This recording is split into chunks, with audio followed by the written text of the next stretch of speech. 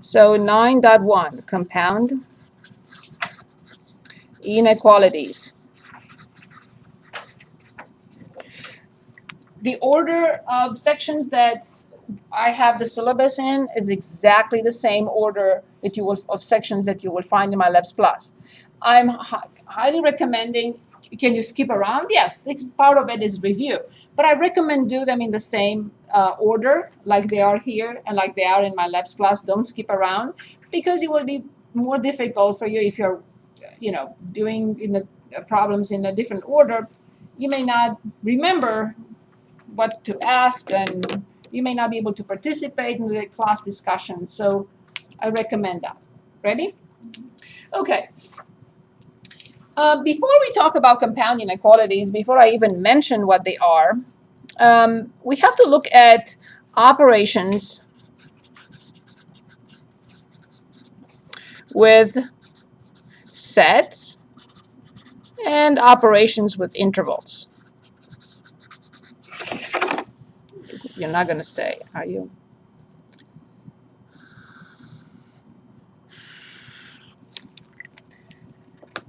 I do have the little... Let's try this.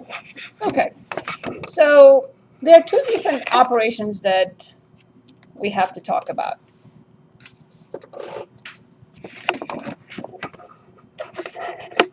Now we have no choice. Okay, so one of them is called union, and the other one is called intersection.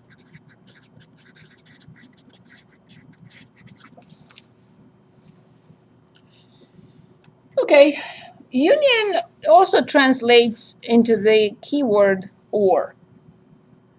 And intersection translates into the keyword and. Conjunction or an and. Now, this is a more relaxed relationship. This is a very strict relationship. What does this mean? I can have an element in a union of two sets or intervals if that element belongs to at least one of the sets. So I'm telling you, I'll go to the beach if person A or person B will go with me. That's relaxed. If one of them says yes, then I'll go. This is the union. Now the intersection is something like, if person A and person B come with me, then I'll go. That's it's more strict. I'm not happy with one of them. I want both of them to come with me. Okay, so that's the intersection. So if an element is present in any of the two sets, it will be present in the union. But an element will be present in the intersection only if it's present in both. Okay, so now let's look at a few examples and see how we proceed. So let's say I have set A. Normally sets are denoted by uppercase letters.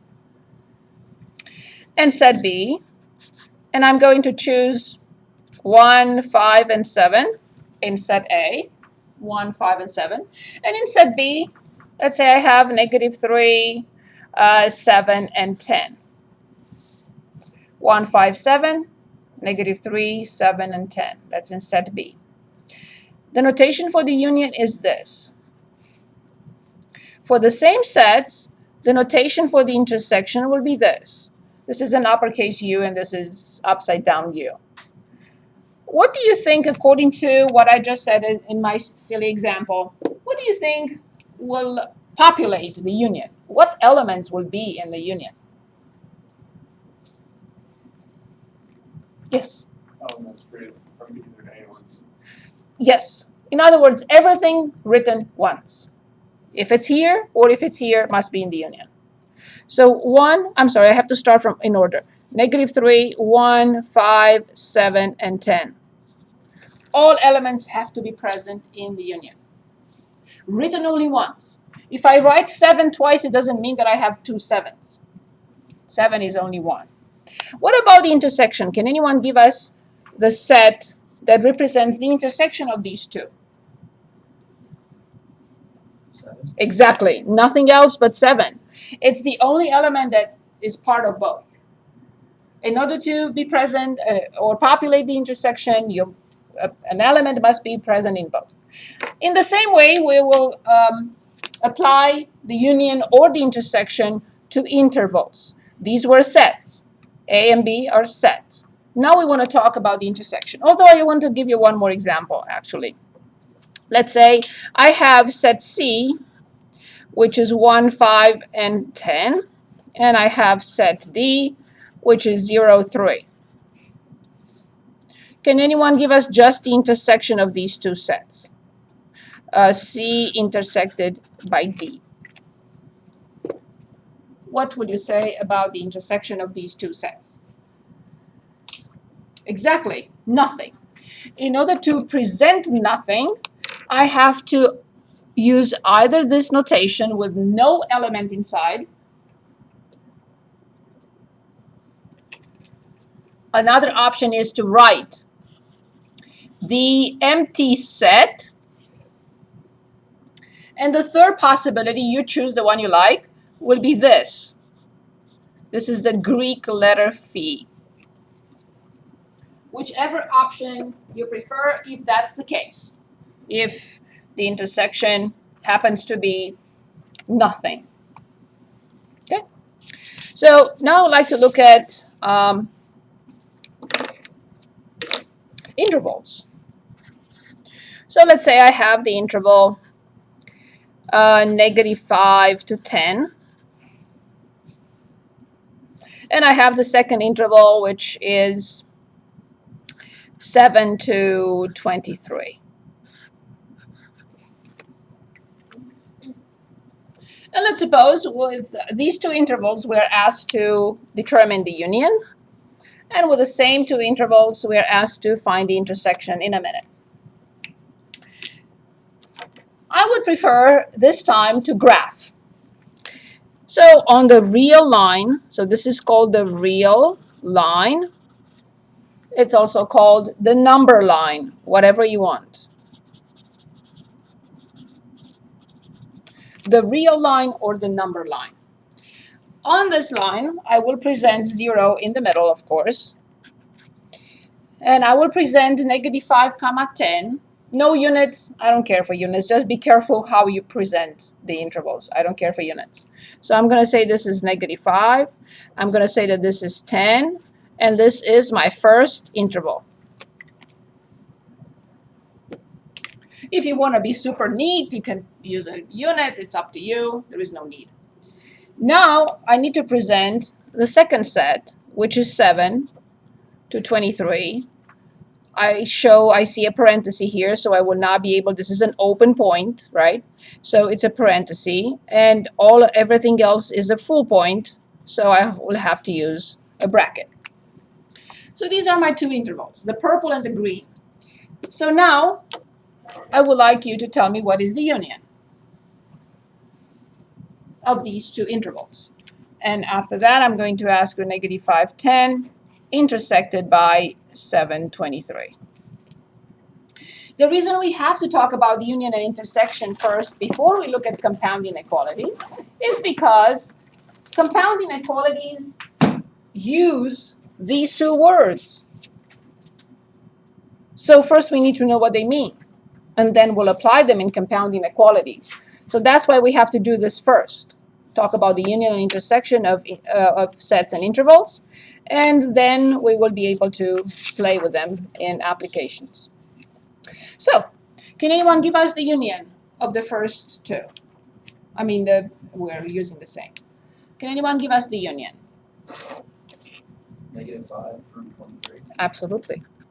Everything written only once.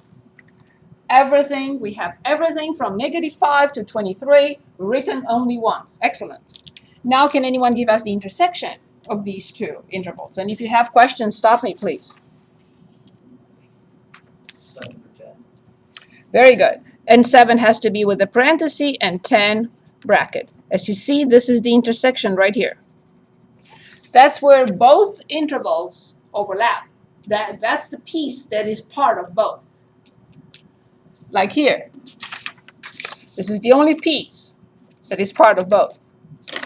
Therefore here, this is the only piece, which is this, that is part of both purple and green. Any questions? Any questions? Are we okay with this? Yes? Okay, now I want to give you one example. Here's again the number line, negative infinity to infinity. It's another way of presenting it. And I would like to have this set, let's say 5 to infinity, or interval, better. And I would like to have this interval. I'm going to put negative 3 here. So these are our two intervals already presented on the real line or number line. And I would like you to tell me the union. How do I write the union of brown and, I think it's brown. Yes, brown and red. Okay, let's start with the intersection. I would like to, let's say, create the intersection intersected by 5 to infinity. What will you say? Exactly. The Greek letter phi, or the empty set, or nothing. Perfect. Now I would like to create the union. Say it again. There's nothing there either. The union. No. Oh, never mind. Sorry. So you have this interval, and I have this interval. The question is not what we have the same, but what can we share as a partnership. And what we can share as a partnership is everything. Except this. None of us has this. So then the union will be negative infinity, negative 3, union 5 to infinity. That's it. That's one of the usage of this union symbol. When I can write anything else, but I need to use without, it will not be clear without using the union. Okay, here's one more example, and then we'll look at compound inequalities now. Okay, so I have this set between 0 and infinity, interval between 0 and infinity. And I also have a red set between negative infinity and 10. You're going to make it hard, I'm not sorry. Okay. I want the same thing. I want the union and I want the intersection. If you want to start with the intersection, if that's easier, let's write the intersection. So negative infinity 10 intersected by 0 infinity is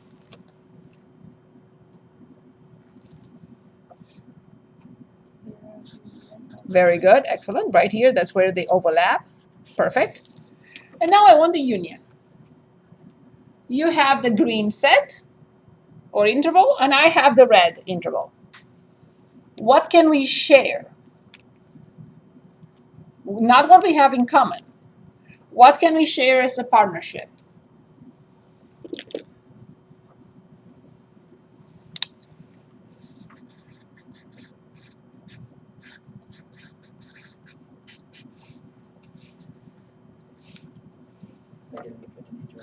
Thank you.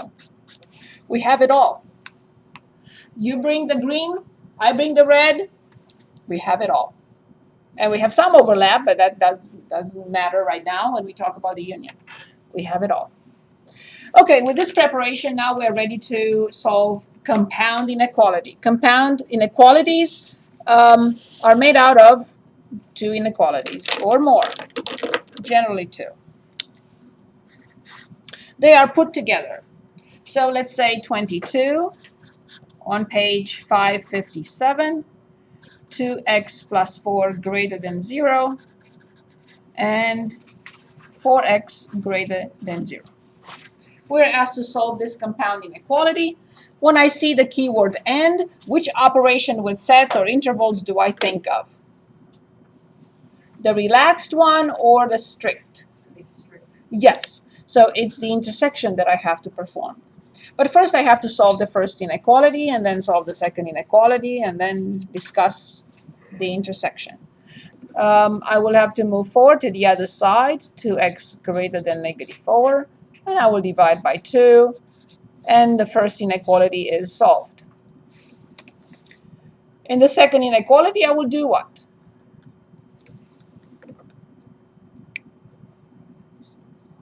Divide both sides by 4, and I get that x is greater than 0.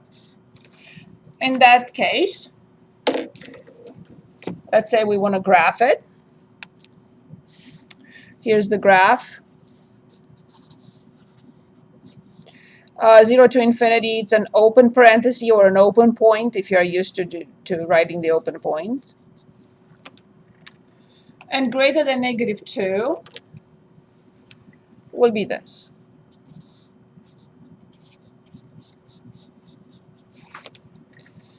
One set is, or one interval is blue, the other one is green.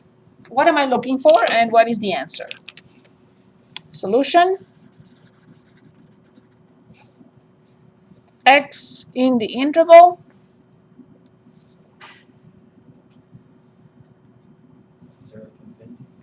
Very good. They overlap and between 0 and infinity because the requirement is the intersection. Any questions? Please ask. Any questions?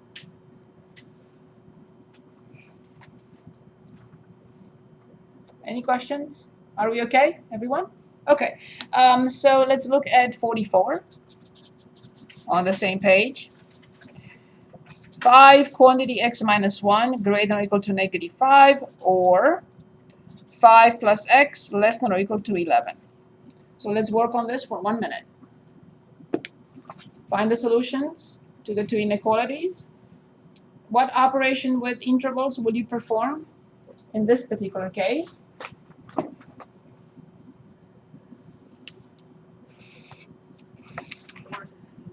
It will be the union. Very good. Excellent.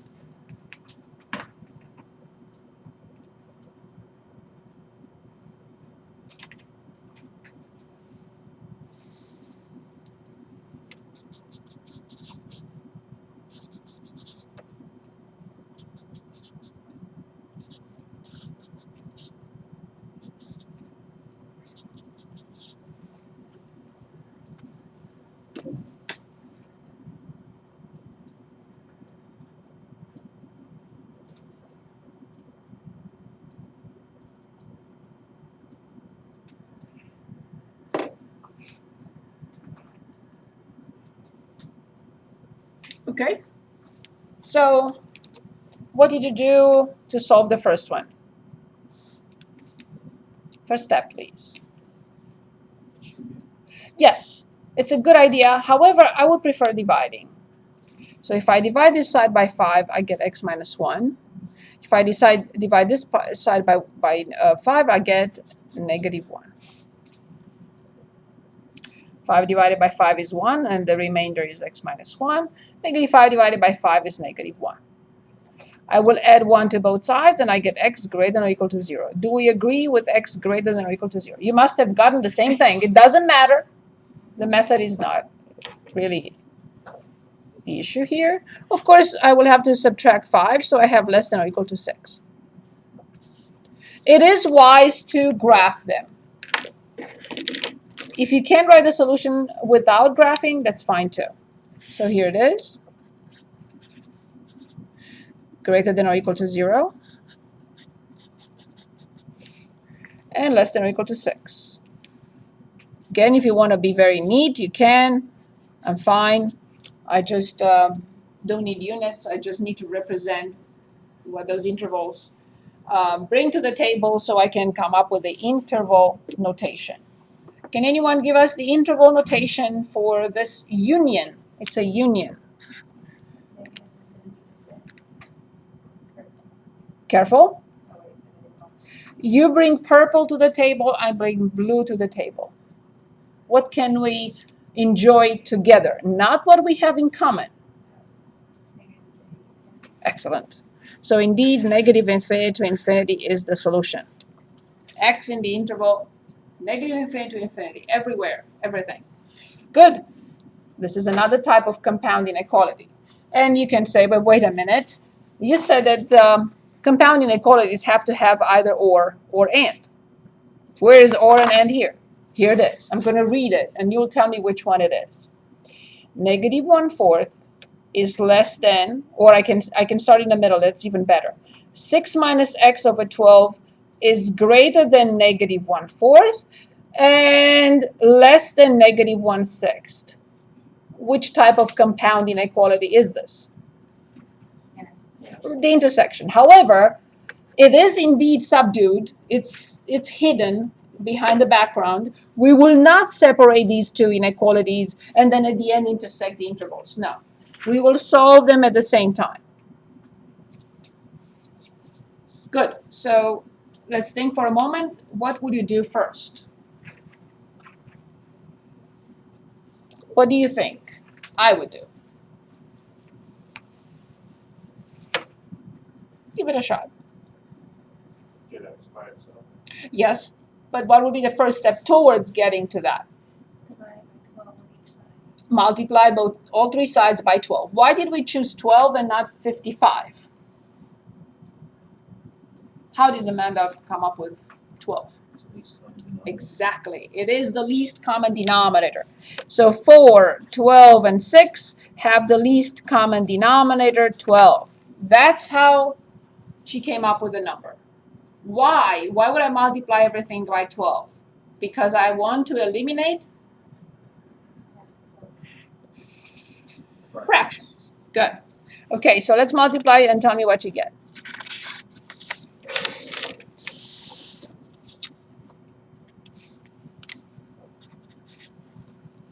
When you multiply fractions like these, I recommend write it in this form. Multiplied by 12 over 1. Multiplied by 12 over 1 and multiplied by 12 over 1 as we did before. We had something similar. So, and of course, you don't need to multiply 12 by 1 and divide by 4. Just simplify. This is what I would do. I would simplify 4 by 4 and 12 by 4, and I will get 3. Of course, multiply by negative 1, the left-hand side is negative 3. Do not distribute 12 to the top, but simplify. That was the whole purpose. So the middle part is 6 minus x. And what about the right-hand side? Negative 2. Do we all agree with this step? Do we all see it? Okay, so now next. What would I have to do? I know you have to do something with that 6, but it's Exactly. I will have to subtract 6 from all three sides. So what do I get when I subtract from the left? What do I get when I subtract from the middle? And what and the right-hand side, negative 8. Perfect. Final step. Perfect. Divide or multiply by negative 1, the same thing. When I divide by negative 1 or multiply by negative 1, it's the same operation. So I have 9x and 8. However, it will make no sense to keep the same symbol. There is no number that is greater than 9 and less than 8. There is no such thing. A number that is greater than 9 but at the same time less than 8. So because we multiplied or divided both sides, all three sides by a negative number, inequality by a negative number, what do we need to do? Right. This changes into this changes into this. Now I have to read in order from right to left. I read from left to right, but I have to present this from in the correct order, like this. And that's how I would write x in the interval 8, 9. If I don't put this may look like an ordered pair, x being 8 and y being 9, but that's not the case. Any questions on this? Any questions? Okay, I would like to look at a word problem. Like, for example, 94 on page 559.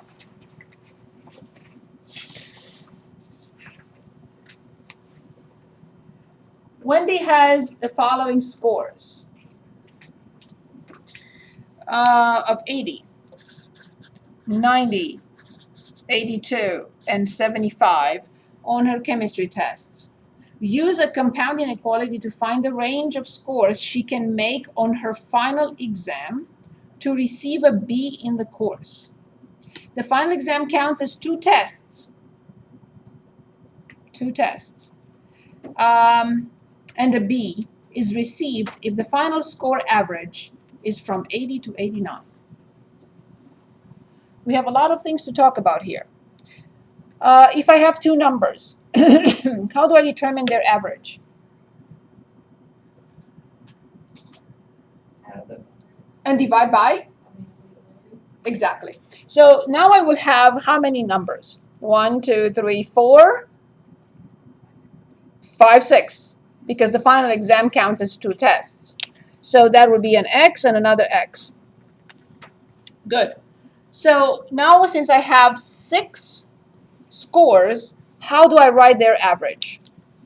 The average score.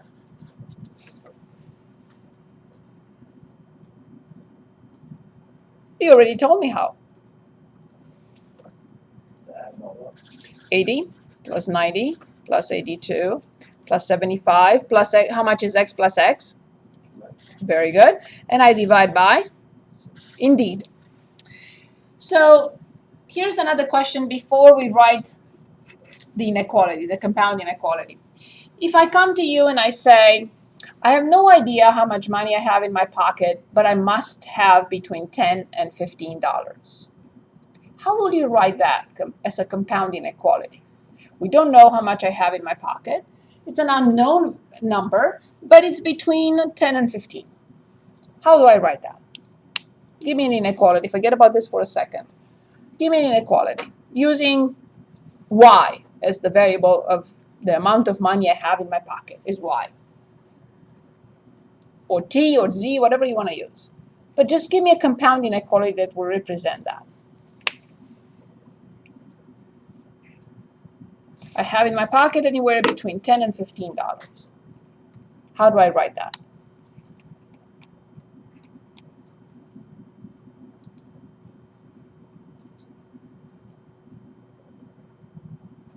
I cannot write it with or.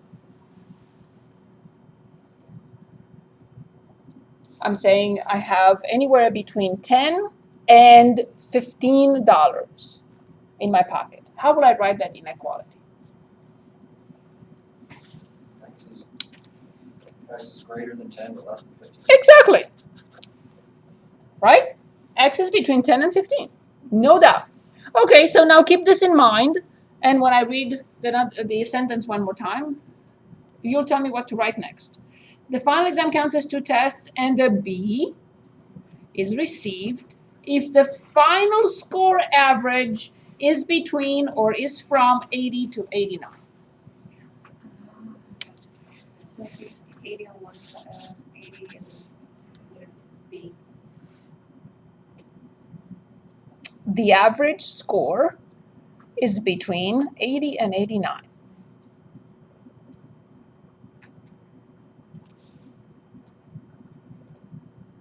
Can anyone read the average score for us?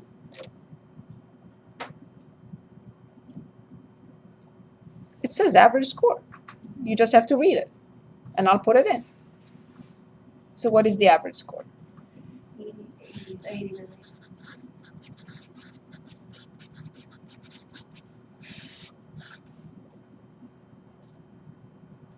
Can't add all those numbers up and add. Yes, I just want everyone to see it. Yes, of course, I have to. 89 on the other side. What is the inequality symbol? Greater, Less than or equal to 89. 89, yeah. Good, that's it. I wrote a compound inequality that presents the average of 6 scores to be between 80 and 89. And if that happens, once I determine X from this inequality, then I will tell, what was her name, Wendy? Hey, Wendy, if your score on the final exam is between blah and blah, then you have a B in your pocket. If your final score is not between blah blah, then you will not get a B. You will get a different letter grade. So is this step clear? Once this step is clear, then the rest should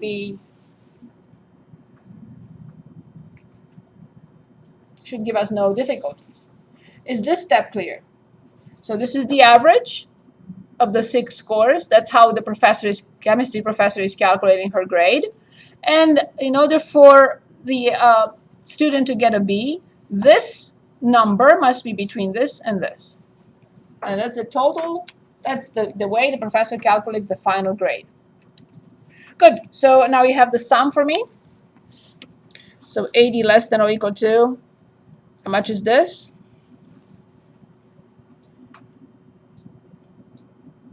It's 324. I trust you. Plus 2x divided by 6 less than or equal to 89. If anyone else comes up with a different number, let me know. Next step, please. Times all three sides by 6. Indeed.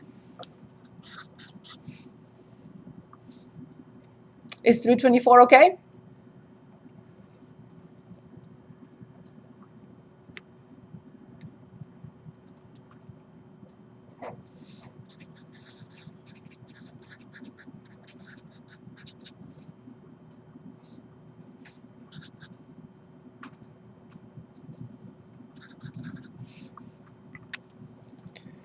Please let me know if my numbers are correct. Are my numbers okay?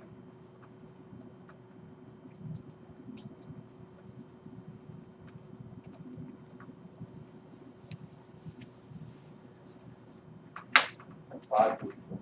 Yeah, mine and my mistake. Sorry. That's okay. Here, It's 3. this one, Yes, 544. 44. Okay, I'm sorry. What did I do? I added wrong. Oh, it didn't work too well.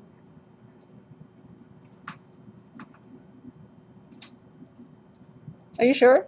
No, I was wrong in the beginning. I got So- the total of 327. Yeah, it's 327, not 324. That's Sorry. okay. That's okay. Divided by 6 would be 54.5. Not divided by 6, multiplied by 6. Oh. We're multiplying everything by 6 to get rid of the denominator. And I still believe that this is 534.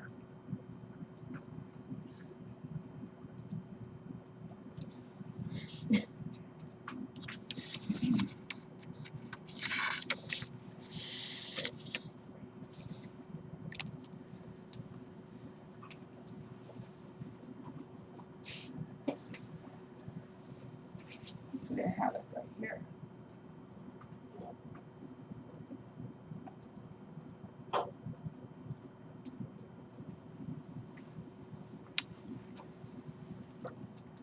So it was 534, right?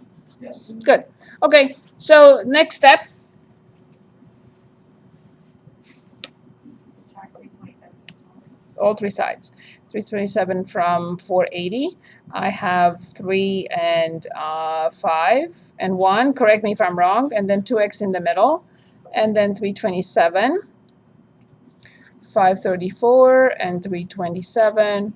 And that's 7 and 0 and 2. Am I correct with 207? Mhm. Okay, are all my numbers okay?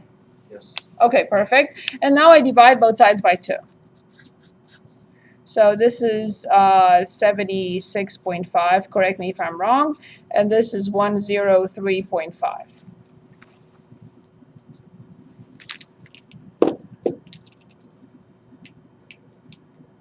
I'm assuming the professor is giving extra credit or something. That's possible. I give extra credit too. Okay, very good. So keep in mind that this section is finished, which means your obligation is this. After you study the problems we did in class, and then MyLabs Plus. And we're moving now on to 3.6. Okay, 3.6 is all about functions. It's part of the previous course, but I'm trying to review the whole thing. Section 3.6.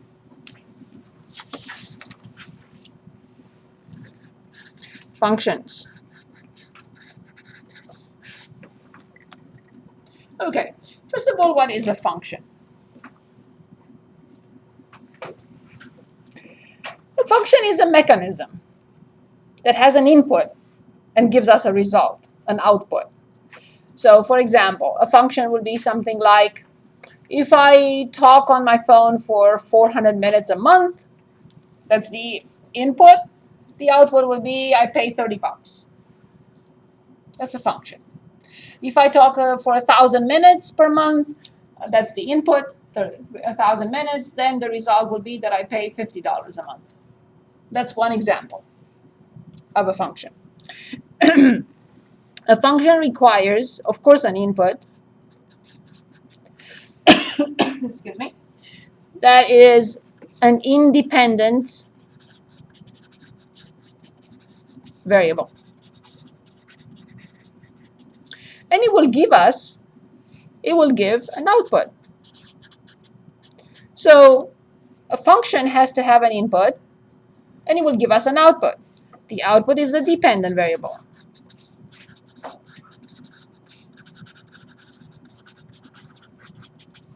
In many occasions, the input will be x, not necessarily in all cases, but in general, x, and the output will be y.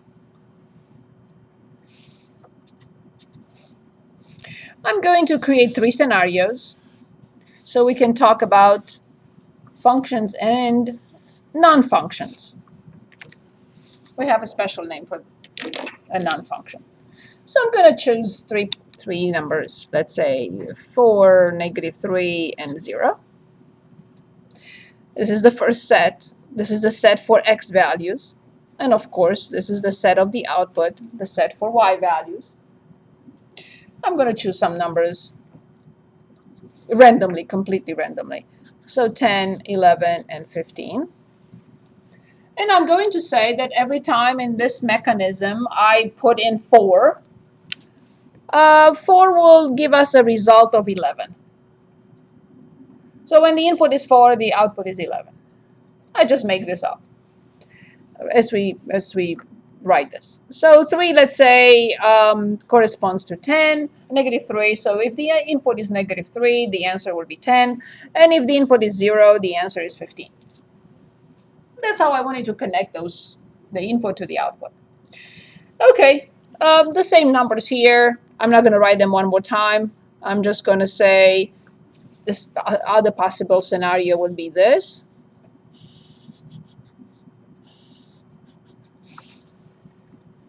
And the other possible scenario will be this. Any numbers, you can put any numbers you want.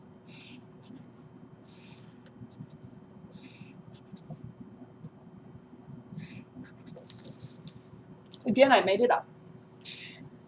These are 3 totally different scenarios. I hope you agree that in the first scenario, we will say that each input, each x value, corresponds to only one y value. 4 corresponds only to 11, -3 only to 10, and 0 only to 15. Would you agree? This scenario is called a function. So the definition is each x value corresponds to only, that's the key word here, only one y value.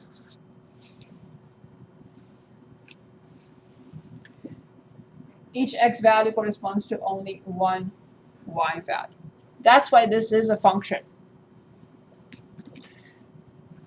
Let's look at the second scenario. Is the second scenario a function? Let me read this one more time. Hold on. Each x value corresponds to exactly one y value. Is that true here? It is true. So this is a function as well. This x value does not correspond to more than one y value. This x value does not correspond to more than one y value. And this x value does not correspond to more than one y value. So even the second scenario is a function. Now let's talk about the third scenario. This is definitely not a function because I found one x value that corresponds to 2 y values. So this is not fulfilled here. Is this possible? Yes, it is. Is it a function? No.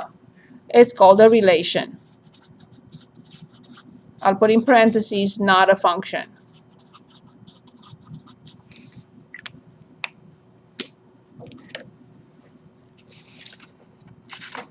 Now,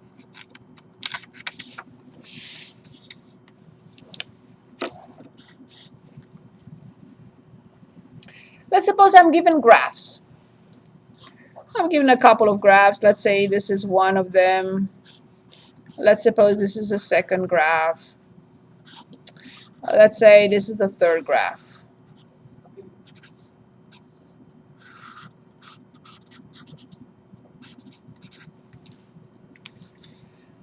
How will I determine whether they represent functions?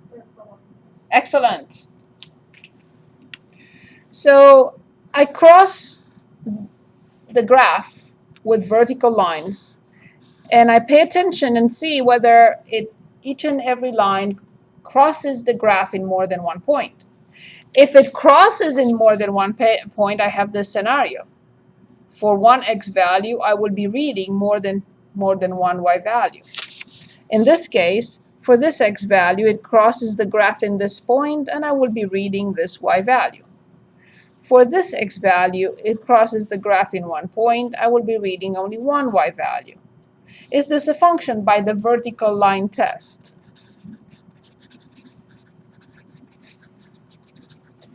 Function or not? Yes, function. What about the circle? Is the circle a function? No, because it's sufficient to show that if I cross it with any one line and it crosses the graph in 2 points, which means I will be reading two y values. This is exactly this scenario. For one particular x value, I will be reading two y values. So therefore, the circle is not a function, but a relation. What about the third graph? Is the third graph a function by the vertical line test? Which means that everywhere I cut it with a vertical line, the vertical line would touch or cross the graph in only one point, not more. Hit both ends. I'm sorry? The ends of each. Well, that's why I showed them that they go up. They are completely, yes, which means not this, but it means this. So yes, it's a function by the vertical line test. Okay, let's suppose now that I'm given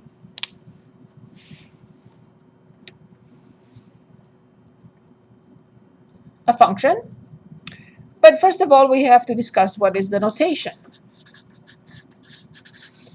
of a function. I know how to identify functions from bubbles, input and output. I know which one is a function, which one is not. I know how to identify a function from graphs using the vertical line test. But now, how do I denote a function? How do I know how to call a function, in other words? Well, the notation for a function, there are multiple notations. However, there must be an independent variable, and it must be a dependent variable. The dependent variable is normally y, right? But if I have x and f, then the notation will be f of x. F of x. Some people read f parenthesis x. No, it's f of x, which means the function is called f and the independent variable is x. I can have a different scenario. I can have here T and I can have here P. This can be temperature and this can be pressure. So then the function will be P of T, where it's very clear that the inside variable is the independent and the outside variable is the dependent. The independent variable will always be on the x-axis. The dependent variable will always be on the y-axis. I can have any combination you want. I can have v of little p. I can have r of little x. I can have a of little y. Any combination. Every time I see something like this, unless it's a multiplication, I will have to think of pressure function of temperature, volume function of pressure, maybe revenue function of units we sell, maybe area function of blah, blah, blah. Okay, so that's the notation of a function. Now, the other thing that is super important is how do I read a function? That is crucial, because then I will always be able to evaluate a function for anything your mind can think of. So here's an example. Let's say I have f of x, which is x to the third minus 2x squared plus 4.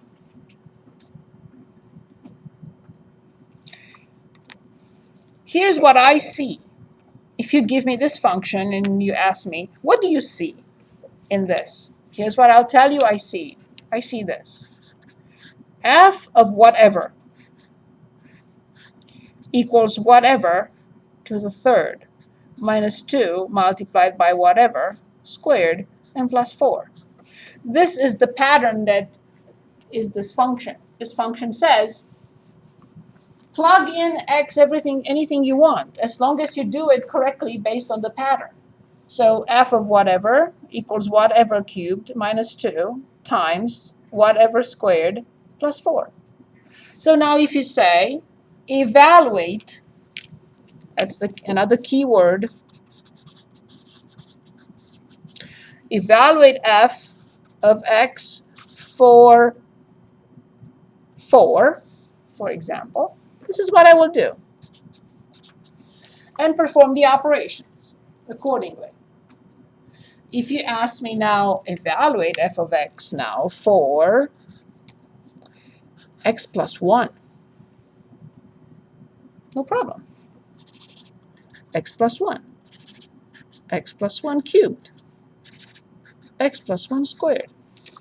I can plug in anything you give me. If you say plug in 5a, I will plug in 5a. I will plug in 5a to the third minus 2, 5a to the second power plus 4. You can ask me to plug in anything, and I will be consistent. Everywhere I see x, I will plug in what you asked me to evaluate for. But we have to, when we look at the function, we have to be able to read what it says to us. So it says, this one more time says, the independent variable, whatever that is, cubed minus 2 multiplied by whatever that is, independent variable, squared plus 4. So let's look at one example of evaluating.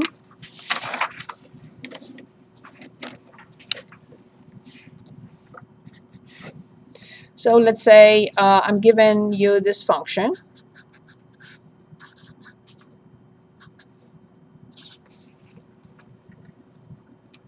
And I am going to ask, please evaluate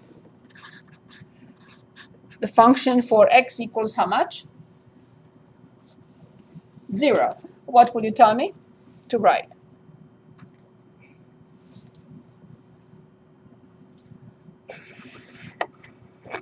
You will tell me 0 plus 1 over 0 plus 6, correct? And you will say 1/6. What if I ask you now, give me the ordered pair that is a point, 1 point of this given function? What will you say? What is the ordered pair? Of course, x is the independent variable, and the outcome or the output is 1/6, which is the dependent variable. Very good. Perfect. Stay with me. Now, I'm asking you to evaluate f at 1. What will you do? Good. So you will have 1 plus 1, which is 2, and you will have 3 plus 6, which is 9. And if I ask you again, please give me the ordered pair, you have to always remember that if this is x, this must be f of x. Even my calculus class students still have difficulties understanding that when you plug in x, the y-coordinate must be f of x. Whatever you plug in. If you plug in 5, then it's f of 5. If you plug in 0, then it's f of 0. 0, f of 0. 1, f of 1. So what will be the ordered pair then?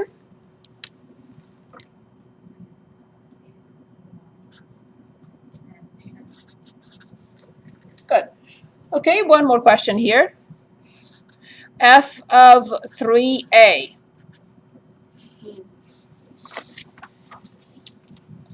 What is the pattern?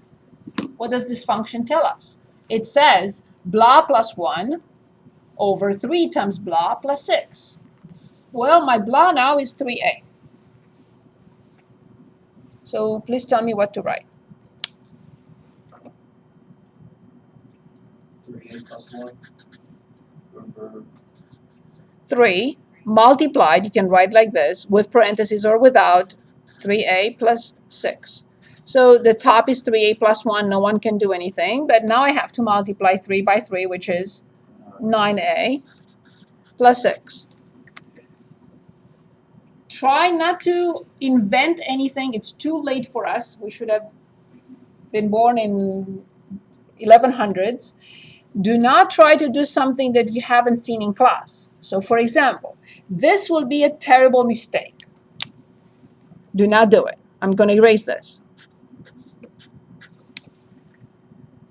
Even this will be a terrible mistake. What is happening here?